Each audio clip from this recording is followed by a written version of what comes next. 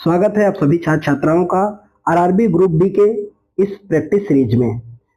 Practice series number 2 को लेकर के हम लोग पहुंच चुके हैं। पहली टेस्ट सीरीज हम लोगों ने बिल्कुल संपन्न कर लिया है और इस आपको चैनल पर और इस सेशन में आपको कुल 15 प्रैक्टिस सेट मिलने वाले हैं, प्रीवियस ईयर मिलने वाले हैं आयोग के। और इसमें से आप देखेंगे अगर आप 15 के 15 सॉल्व करेंगे तो आप देखेंगे कि किस तरह से सारे सवाल आपको मिलेंगे एक बार एक करके, और आयोग कितना रिपीट करता है मैं इसको भी आपको यहाँ प्रूफ करूंगा। बिल्कुल आप देखेंगे तो आपको लगेगा कि भी आयोग का पेपर बहुत ही आसान है, बहुत ही सरल है। आयोग तो बार बार अपने सवालों को ही दोहरान कर रहा है। जी हाँ, आइए सेशन को शुरू करते हैं। आज का ये सेशन आपके लिए पहला सवाल है, पादप कोशिका में श्वसन क्रिया वे ऑक्सीजन ग्रहण करते हैं और भोजन से ऊर्जा और कार्बन डाइऑक्साइड मुक्त करते हैं, और ये स्थिति कहाँ होती है? माइटोकॉन्ड्रिया में। माइटोकॉन्ड्रिया को कोशिका का पावर हाउस कहते हैं, सेल का, इसे क्या कहते हैं? सेल का पावर हाउस कहा जाता है किसको? माइटोकॉन्ड्रिया को। अगले सवाल पर आते हैं प्यारे साथी। तो अगला सवाल है, न्यूमेरिकल का सवाल है कि 40 ओम प्रतिरोध का एक विद्युत 20 ओम ये प्रतिरोध का होता है, फिर 400 प्रतिरोध एक फिल्टर समानांतर में 220 वोल्ट से संयोजित होता है। मान लीजिए कि एक विद्युत लैंप पे इतना है, तो इसका आंसर बिल्कुल हो जाएगा, न्यूमेरिकल है, सॉल्व कर लीजिएगा। क्रमशः 370 ये ओम से लेकर के औंस तक होगा। अगले सवाल पर चलते हैं। अगला प्रश्न है प्रश्न नंबर 4, ये आपके सामने है कि संबंधित पदनाम में दिए गए क्रम के अनुसार पंचायत संस्था की उपाधियों का सही क्रम क्या होगा? ग्राम पंचायत के अध्यक्ष, पंचायत समिति के अध्यक्ष, जिला पंचायत। आप जानते हैं कि पंचायत 3 स्तर का, पर इसका आंसर बता के थोड़ा मैं इस पर आपको बात बताऊंगा। तो ग्राम पंचायत के अध्यक्ष को मुखिया कहते हैं, फिर पंचायत समिति के अध्यक्ष को प्रमुख कहते हैं, जिन्हें जिला प्रमुख ब्लॉक प्रमुख कहते हैं। तो पंचायत समिति के अध्यक्ष को प्रमुख कहा जाता है और जिला परिषद के प्रमुख को अध्यक्ष कहा जाता है। तो ये 3 स्तर पे आप जानते हैं कि जो हमारे यहाँ पंचायत व्यवस्था है, हमारे यहाँ पंचायत व्यवस्था, तो हमारे यहाँ पंचायत व्यवस्था 3 स्तरीय है। एक तो ग्राम पंचायत, दूसरे को कहते हैं मध्य पंचायत, मध्य पंचायत, या इसी को हम लोग मंडल पंचायत भी कहीं कहीं लिखते हैं, मंडल पंचायत, और फिर है जिला पंचायत, जिला पंचायत। ग्राम पंचायत का प्रमुख जो होता है ग्राम प्रधान या मुखिया जिन्हें आप कहते हैं, ठीक है, मुखिया या ग्राम प्रधान कहा जाता है। ये मध्य पंचायत या ब्लॉक पंचायत इसे हम लोग कहते हैं, जिसका प्रमुख ब्लॉक प्रमुख ही होता है, प्रमुख जो होता है वो ब्लॉक प्रमुख होता है। जिला पंचायत का प्रमुख जो होता है वो जिला अध्यक्ष होता है। तो 3 स्तरीय और ये पंचायत व्यवस्था लाया गया हमारे यहाँ। तो आप सभी इसे खूब बेहतर जानते हैं कि पंचायत व्यवस्था हमारे यहाँ लाया गया 73वां संविधान संशोधन अधिनियम 1992 के द्वारा। और आप जानते हैं इसके लिए एक कमेटी खूब याद करते हैं आप, बलवंत राय मेहता समिति, बलवंत राय मेहता समिति। ये इस त्रिस्तरीय पंचायत के लिए भारत में बलवंत राय मेहता समिति को जनक कहा जाता है। ठीक है, आते हैं अगले सवाल पर। तो अगला प्रश्न आपके सामने ये रहा, प्रश्न नंबर 5 पर आते हैं। प्रश्न नंबर 5 है कि प्रथम पंचवर्षीय योजना का मुख्य उद्देश्य क्या था? अब सोच सकते हैं आप, इतना सरल और आसान सवाल आयोग का है, और आयोग ऐसे कई बार सवाल रिपीट भी कर रहा है, ध्यान से देखना आप इसको। प्रथम पंचवर्षीय का मुख्य उद्देश्य क्या है? तो इसका मुख्य उद्देश्य है देश में कृषि का विकास। स्वाभाविक है, देश को आजादी मिली तो पहले खाने पीने की व्यवस्था को ही ध्यान में रखना है। और प्रथम पंचवर्षीय योजना की अगर हम लोग बात करते हैं तो इसकी शुरुआत जो होती है प्रथम पंचवर्षीय योजना की शुरुआत होती है 1 अप्रैल 1951 से लेकर 1956 तक। आप जानते हैं हमारे यहाँ वित्तीय वर्ष 1 अप्रैल से 31 मार्च तक होता है। और प्रथम पंचवर्षीय योजना जो है, थोड़ा सा अगर मैं आपको बताऊं यहाँ पर 5 ईयर प्लान के बारे में, पंचवर्षीय योजना 5 ईयर प्लान। तो 5 ईयर प्लान शुरू कैसे हुआ? पीसी से। पीसी क्या है? Planning commission. प्लानिंग कमीशन कब आ रहा है? तो 15 मार्च 1950 को, 15 मार्च 1950 को हमारे यहाँ प्लानिंग कमीशन पीसी यानी योजना आयोग की स्थापना हुआ, जो एक गैर संवैधानिक आयोग है। कैसा आयोग है? ये हर एक सवाल यहाँ से पूछे जाते हैं। गैर संवैधानिक आयोग है। योजना आयोग एक कैसा आयोग है? गैर संवैधानिक आयोग है। और इसकी स्थापना कब हुई? 15 मार्च 1950 को। इसमें अध्यक्ष जो होता है वो पदेन प्रधानमंत्री होता है। अध्यक्ष कौन होता है? पदेन प्रधानमंत्री। इसमें पदेन मतलब है जो पद में मौजूदा होगा, मौजूद रहेगा पद पर, वही इसका अध्यक्ष होगा। तो पदेन प्रधानमंत्री इसका अध्यक्ष होता है। तो स्वाभाविक है योजना आयोग की अगर हम लोग बात करते हैं कि योजना आयोग के पहले अध्यक्ष कौन थे, तो योजना आयोग के ध्यान में रखना कि पहले अध्यक्ष थे, पहले अध्यक्ष थे पीटी नेहरू, पंडित जवाहरलाल नेहरू। पहले अध्यक्ष कौन थे? पंडित जवाहरलाल नेहरू या पीटी नेहरू थे। और अंतिम अध्यक्ष की बात किया जाए, इसके अंतिम अध्यक्ष कौन थे? तो अंतिम अध्यक्ष थे श्री नरेंद्र मोदी जी, क्योंकि योजना आयोग को समाप्त भी किसने किया? नरेंद्र मोदी जी ने। अब ये प्लानिंग कमीशन जो है ये भैया अपने विकास कार्य के लिए 5 वर्ष का प्लान तैयार करता है। कितने वर्ष का? 5 वर्ष का, जिसे हम लोग पंचवर्षीय योजना कहते हैं। अब ध्यान से यहाँ पर समझना आप कि पहली पंचवर्षीय योजना जो शुरू की गई 1951 से लेकर के 1956 तक, और सबसे लेटेस्ट इसकी कौन है? 12वीं पंचवर्षीय योजना 2012 से शुरू हुई और 2017 तक इसे चलना था। लेकिन मोदी सरकार ने इसे क्या किया कि 2015 में ही प्लानिंग कमीशन को समाप्त कर दिया। और पहली पंचवर्षीय योजना जो है ये हैरोल्ड डोमर मॉडल पर आधारित है। पहली जो आधारित है हैरोल्ड डोमर मॉडल पर आधारित है पहली पंचवर्षीय योजना। अगर इतनी बातों का आप ख्याल रखते हैं तो स्वाभाविक है यहाँ से जो सवाल आएंगे वो आपके बहुत ही सही आप करेंगे और इनका रिस्पांस भी आपको बेहतर मिलेगा। अगले सवाल पर चलते हैं। प्रश्न नंबर 6 आपके सामने है। प्रश्न नंबर 6, तो प्रश्न नंबर 6 है कि हमारा शरीर किस पीएच रेंज में काम करता है। ठीक है, पीएच रेंज जो मापन स्केल है जिसमें अंक के द्वारा प्रदर्शित किया जाता है किसी भी मान का कि वो उदासीन है, अम्लीय, क्षारीय है। तो पीएच जो है, पीएच हमारा शरीर किस पीएच मान पे काम करता है, किस रेंज पर आता है? तो हमारा शरीर जो आता है ये 7 से 7.8 पीएच मान के रेंज पर आता है। अब मैं पीएच मान के बारे में यहाँ थोड़ा सा अगर मैं आपको बात करूं, पीएच मान जो होता है ये 0 से लेकर के 14 अंक के स्केल पर दिखाया जाता है। 14 अंक के स्केल पर ये प्रदर्शित किया जाता है। मान लो कि स्केल है तो इस तरह से ये 0, 1, 2, 3, 4 इतना 14 अंक तक प्रदर्शित किया जाता है। अब पीएच मान के बारे में यहाँ हम अगर से 2-3 टर्म और बात कर लें जो एग्जाम के दृष्टिकोण से खूब महत्वपूर्ण है। एक तो अगर पीएच मान कितना है? 7 है तो इसे उदासीन माना जाता है। पीएच मान 7 को क्या बताया जाता है? उदासीन होता है। और अगर पीएच मान 7 से अधिक होता है, 7 से अगर अधिक है पीएच मान, तो 7 से अधिक को हम लोग अम्लीय कहते हैं। किस दशा में होगा? वो अम्लीय होगा। ठीक है, और अगर पीएच मान 7 से कम होता है तो इसे हम लोग क्षारीय कहते हैं। क्या कहते हैं? क्षारीय। ये तीनों टर्म ध्यान में रखना प्यारे साथी। अगले सवाल पर आते हैं। अगला सवाल ये रहा आपके लिए, प्रश्न नंबर 10 पर आते हैं। तो प्रश्न नंबर 10 है, ये करंट का सवाल है तो इसको भी समझते चलना है। सॉफ्टवेयर उत्पाद राष्ट्र के रूप में भारत के उदय को बढ़ावा देता है। आईटी या ITES क्षेत्र सहयोग करने के साथ इलेक्ट्रॉनिक और सॉफ्टवेयर उत्पादों पर राष्ट्रीय नीति किस वर्ष अधिनियमित होती है?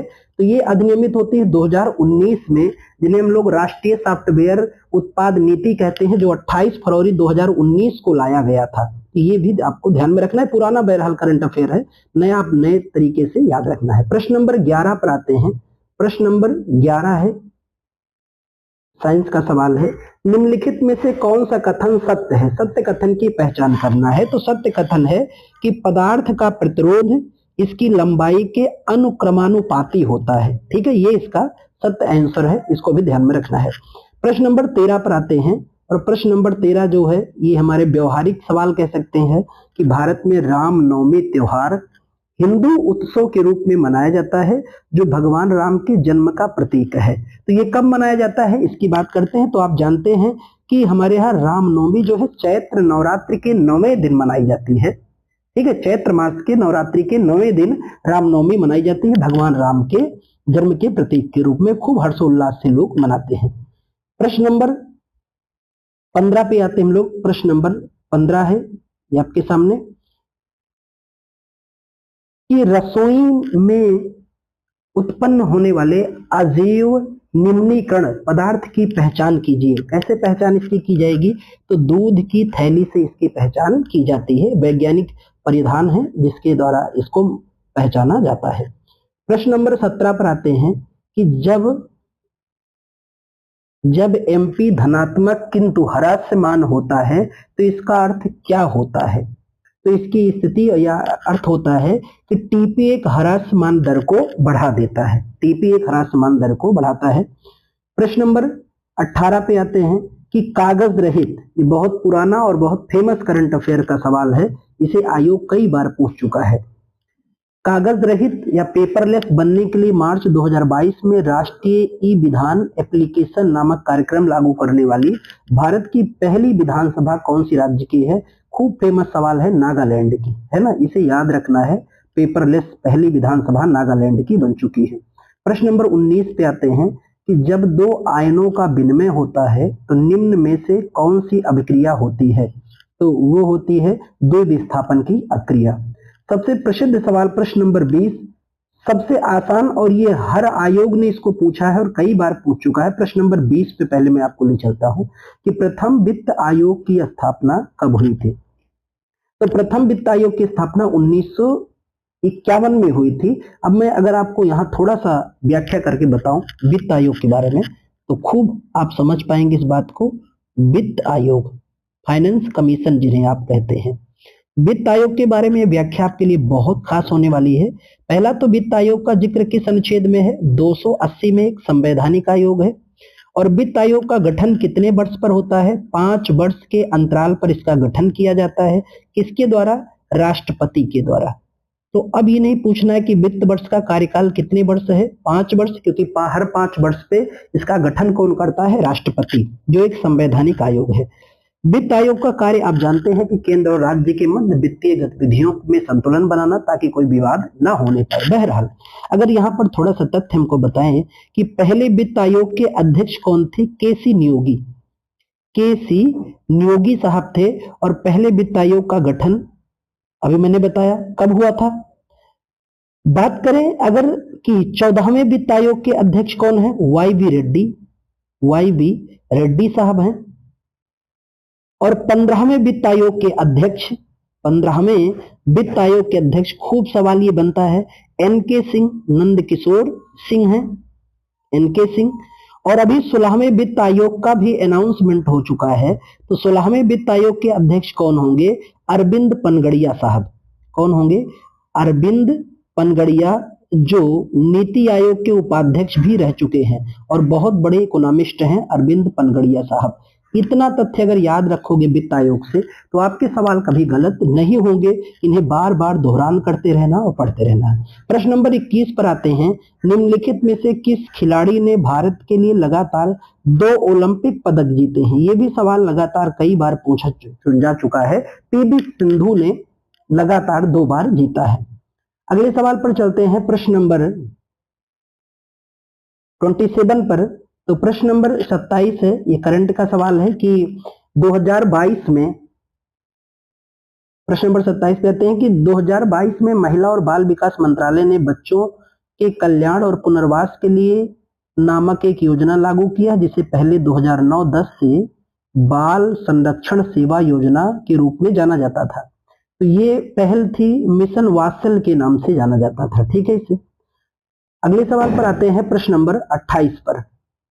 विज्ञान का सवाल है, थोड़ा बड़ा है पर उत्तर बहुत ही सरल और आसान है। मान लीजिए कि किसी लड़के के सामने एक जादुई दर्पण रखा जाए, परिणाम स्वरूप लड़का देखता है कि उसके शरीर पर प्रतिबिंब समान आकार का है और उसके शरीर का मध्य भाग छोटा है, उसके पैरों का आकार बड़ा है और इसलिए शीर्ष से नीचे तक जादुई दर्पण निम्न में से कौन सा प्रतिबिंब को दर्शाएगा? तो ये दर्शाता है समतल, उत्तल और अवतल, इस स्वरूप में यह प्रतिबिंब दर्शाता है। अगले सवाल पर आते हैं, प्रश्न नंबर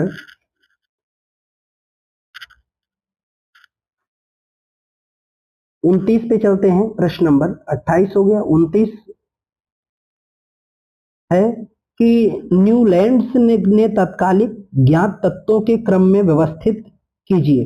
तो इसका सही आंसर हो जाएगा बढ़ते हुए पारमाणिक द्रव्यमान के रूप में इन्हें व्यवस्थित करते हैं। प्रश्न नंबर 33 पर आते हैं हम लोग। तो प्रश्न नंबर 33 है कि चिप्स के, बहुत ही प्रसिद्ध सवाल है, बहुत ही सरल सवाल है, चिप्स के ऑक्सीकरण को रोकने के लिए कौन सी गैस का प्रयोग करते हैं? आप सभी जानते हैं नाइट्रोजन, है ना। नाइट्रोजन का ही उन पैकेटों में प्रयोग किया जाता है जिससे वो अपने मूल अवस्था में बने रहते हैं। अगले सवाल पर आते हैं। प्रश्न नंबर 36 है कि सीधे धारावाही चालक से दूर जाने पर चुंबकीय रेखाओं की परिधि कैसी होती है? तो ये बिल्कुल इसमें वृद्धि हो जाती है। प्रश्न नंबर 42 पर आते हैं। तो प्रश्न नंबर 42 है आपके सामने, ये रहा। ये ज्योग्राफी का भी बहुत ही सरल सवाल है, सही कथन का चयन करना है, सही कथन इसमें पहचानना है। प्रश्न नंबर 40 है कि सतपुड़ा पर्वत की सबसे ऊंची चोटी धूपगढ़, ये सही है ना। सतपुड़ा पर्वत की सबसे ऊंची चोटी कौन है? धूपगढ़ है। बाकी पूर्वी घाट की गलत है, यही कथन इसमें ये सही है। और ये आप जब पश्चिमी घाट पढ़ते हैं तो इसको खूब आसानी और सरलता से आप देखते हैं। अगले प्रश्न पे आते हैं। प्रश्न नंबर 42 है, समष्टि अर्थशास्त्र को निम्नलिखित में किस रूप में परिभाषित किया जाता है? तो समष्टि अर्थशास्त्र को हम लोग निम्नलिखित में परिभाषित करते हैं अर्थशास्त्र की एक शाखा के रूप में, अर्थशास्त्र की एक शाखा के रूप में इसे परिभाषित करते हैं जिसमें समग्र अर्थव्यवस्था के व्यवहार और प्रदर्शन का अध्ययन किया जाता है समष्टि अर्थशास्त्र के रूप में। अगले प्रश्न पे आते हैं कि मूल अधिकारों का हनन के मामलों में भारतीय संविधान के किस अनुच्छेद के तहत उच्चतम न्यायालय में सीधे याचिका दायर की जा सकती है? तो आप सभी इसको जानते हैं, अनुच्छेद 32 जो 5 प्रकार के रिट जारी करता है। अनुच्छेद 32 कितने प्रकार की रिट जारी करता है? तो अनुच्छेद 32 या आर्टिकल 32 5 प्रकार की रिट जारी करता है। मैं आपको 5 प्रकार की रिट में थोड़ा सा बता रहा हूं। बंदी प्रत्यक्षीकरण पहला हो गया, बंदी प्रत्यक्षीकरण। दूसरा हो गया परमादेश। तीसरा है प्रतिषेध। चौथा है उत्प्रेषण। और पांचवा है अधिकार परीक्षा। अनुच्छेद 32 को ही संवैधानिक उपचारों का अधिकार कहते हैं। और ये सबसे फेमस है कि अनुच्छेद 32 को संवैधानिक उपचारों का अधिकार ही नहीं कहते हैं बल्कि इसे हमारे संविधान की आत्मा भी कहा जाता है। तो डॉक्टर अंबेडकर के अनुसार संविधान की आत्मा किसे कहते हैं? तो डॉक्टर अंबेडकर के अनुसार संविधान की आत्मा अनुच्छेद 32 को कहते हैं। यहाँ 3 बातें ध्यान रखना, थोड़ा सा मैं आपको बताता हूँ। संविधान की आत्मा किसे कहते हैं? प्रश्न ही है कि संविधान की आत्मा किसे कहा जाता है। इसके 3 आंसर तीनों याद रखना है आपको। संविधान की आत्मा किसे कहते हैं? तो पहला आंसर ध्यान रखना कि संविधान की आत्मा किसे कहा जाता है। अंबेडकर के अनुसार अगर हम लोग कहें, डॉक्टर अंबेडकर के अनुसार संविधान की आत्मा किसे कहते हैं, तो इनके अनुसार अनुच्छेद 32 को कहते हैं, संवैधानिक उपचारों के अधिकार या अनुच्छेद 32 को। दूसरा सवाल है कि संविधान की आत्मा किसे कहते हैं? पीटी नेहरू के अनुसार, पंडित जवाहरलाल नेहरू के अनुसार किसे कहते हैं? मौलिक अधिकार को, FR फंडामेंटल राइट को। और तीसरी बातें अगर मैं बताऊं यहाँ प्यारे साथी आपको कि सुप्रीम कोर्ट के अनुसार किसे कहते हैं? SC मतलब सुप्रीम कोर्ट। तो सुप्रीम कोर्ट के अनुसार संविधान की आत्मा प्रस्तावना को कहते हैं। तीनों तथ्य याद रखना और सभी अपने अपने स्तर पे पूछे जाते हैं। तीनों का आंसर आपको ध्यान होना चाहिए कि संविधान की आत्मा किसे कहते हैं। आते हैं अगले सवाल पर हम लोग, और अगला प्रश्न हमारा है ये प्रश्न नंबर 45 पे हम लोग चलते हैं। प्रश्न नंबर 45, तो 45 हमारे सामने है। मेजर ध्यानचंद खेल रत्न पुरस्कार 2021 में प्राप्त करने वाले खिलाड़ी सुनील छेत्री में से किस खेल से हैं? बहुत ही फेमस खिलाड़ी, इससे ज्यादा सरल तो नहीं हो सकता फुटबॉल से, क्योंकि देखो सुनील छेत्री के बारे में आप बात अगर कर रहे हो तो सुनील छेत्री के बारे में कुछ स्टैटिक भी जान लेना है कि सुनील छेत्री जो भारत के हैं बड़े ही महान और दिग्गज फुटबॉलर हैं सुनील छेत्री, इन्होंने भारत में खूब नाम किया है। एक तो इन्हें सुनील छेत्री को मेजर ध्यानचंद खेल रत्न पुरस्कार तो मिला ही है इनको, पहली चीज हो गया मेजर ध्यानचंद खेल रत्न पुरस्कार इन्हें मिला है। और कहते हैं ये पुरस्कार पाने वाले ये पहले फुटबॉलर हैं, है ना, भारत में फुटबॉल जगत में पहले खिलाड़ी हैं, पहले फुटबॉलर हैं जिन्हें ये पुरस्कार मिला है, मेजर ध्यानचंद खेल रत्न पुरस्कार। दूसरा, यहाँ दो तथ्य मैं इनसे और जोड़ करके आपके ज्ञान को और भी बेहतर बनाने का प्रयास करता हूँ। 2011 में इन्हें अर्जुन पुरस्कार दिया गया था, तो ये भी ध्यान में रखना कि इन्हें अर्जुन पुरस्कार कब दिया गया, 2011 में। और 2019 में इन्हें पद्मश्री से भी सम्मानित किया जा चुका है, पद्मश्री भी से इन्हें सम्मानित किया जा चुका है। इतने तथ्य आप सुनील छेत्री के बारे में याद रखते हैं तो आपका ज्ञान बिल्कुल बहुत बेहतर होगा और आपके सवाल भी सही होंगे। अगले प्रश्न पर आते हैं। प्रश्न नंबर 46 है कि इनमें से कौन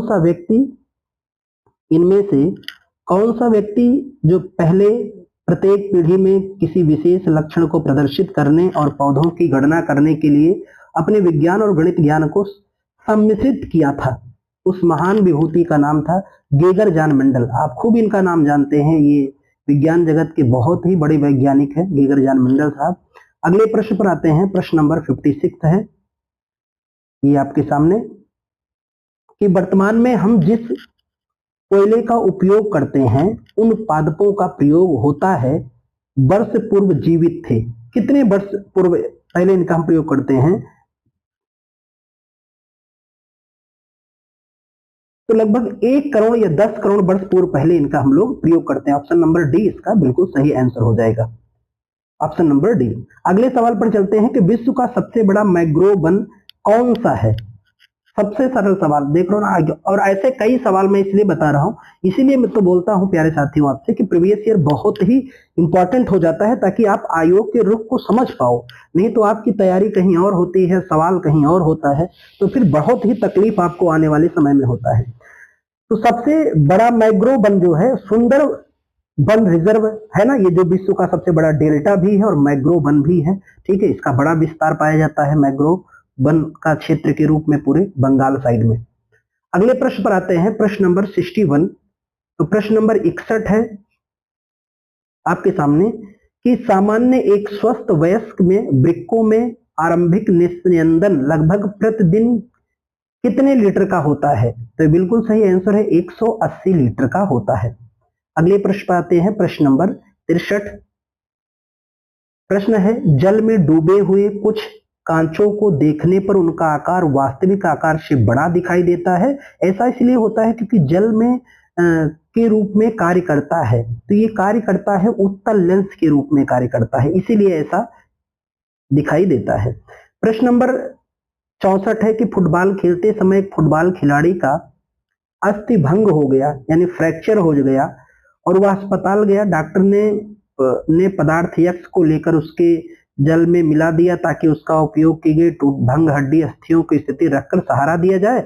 और पदार्थ यक्स का नाम क्या है जो डॉक्टर ने इसका प्रयोग किया था? खूब आप जानते हैं प्लास्टर ऑफ पेरिस, कई बार पूछा जा चुका है और बहुत ही चुनिंदा सवाल आयोग का है ये। अगले प्रश्न पे आते हैं, प्रश्न नंबर 66 पर। तो प्रश्न नंबर 66 ये यही पर रहा है कि एक लेंस के दो फोकस को मिलाने वाली रेखा को क्या कहते हैं? तो उसे हम लोग मुख्य अक्ष के नाम से जाना जाता है। प्रश्न नंबर 67, भारत में शास्त्रीय भाषा का दर्जा प्राप्त करने वाली भाषा कौन सी है? सबसे पहली भाषा के रूप में अगर बात करें तो तमिल है। और अब मैं यहां पर आपको थोड़ा सा बताऊं क्लासिकल लैंग्वेज के बारे में, शास्त्रीय भाषा के बारे में। तो शास्त्रीय भाषा के बारे में थोड़ा सा आपको ध्यान में रखना है। शास्त्रीय भाषा, क्लासिकल लैंग्वेज, किसी को शास्त्रीय भाषा का दर्जा तभी दिया जाता है जब लगभग वो 2 से 3 हजार वर्ष पुरानी होनी चाहिए और वो उसकी अपनी उत्पत्ति का मुख्य आधार होना चाहिए। तो शास्त्रीय भाषा के अगर बारे में बताऊं तो अभी प्यारे साथी मेरे शास्त्रीय भाषा की संख्या बढ़कर कितनी हो गई है? 11 हो गई है। मैं प्रयास करूंगा कि 11 नाम में आपको बताऊं और आप रट जाओ, घोट जाओ, ताकि जो भी सवाल आए वो आप बिल्कुल शत% सही कर जाओ। आइए 11 में सबसे पहले हम आपसे बात करें, इसका एक ट्रिक बताऊं तो इसे याद रखना है, ट्रिक ही है जिसे आप याद रखोगे तो इससे आसानी होगी। तस्ते कमऊ, तस्ते कमऊ, है ना, ट्रिक का नाम क्या है, तस्ते कमऊ। अब एक एक से मैं आपको स्पष्ट करना चाहता हूं और इसे अगर याद कर जाएंगे तो खूब बेहतर होगा। ता से क्या होगा, तमिल, ता से क्या हो जाएगा, तमिल। तो सबसे पहली क्लासिकल लैंग्वेज कौन हो गया, तमिल। सा से क्या हो जाएगा, संस्कृत, ता से संस्कृत। फिर ता से क्या हो जाएगा, तेलुगु, ता से तेलुगु हो गया। पहले ता से तमिल, सा से संस्कृत, ते से तेलुगु। का से फिर हो जाएगा आपका कन्नड़, का से कन्नड़ हो गया। माँ से मलयालम हो गया, माँ से मलयालम। ऊ से उड़िया हो गया, ऊ से उड़िया हो गया। यहाँ एक बात का ध्यान और रखना है, वो कौन सी बात है, तो प्रमुख बात ये है कि तमिल को क्लासिकल लैंग्वेज कब स्वीकार किया गया, 2004 में। संस्कृत को 2005 में, ईयर भी याद रखना है।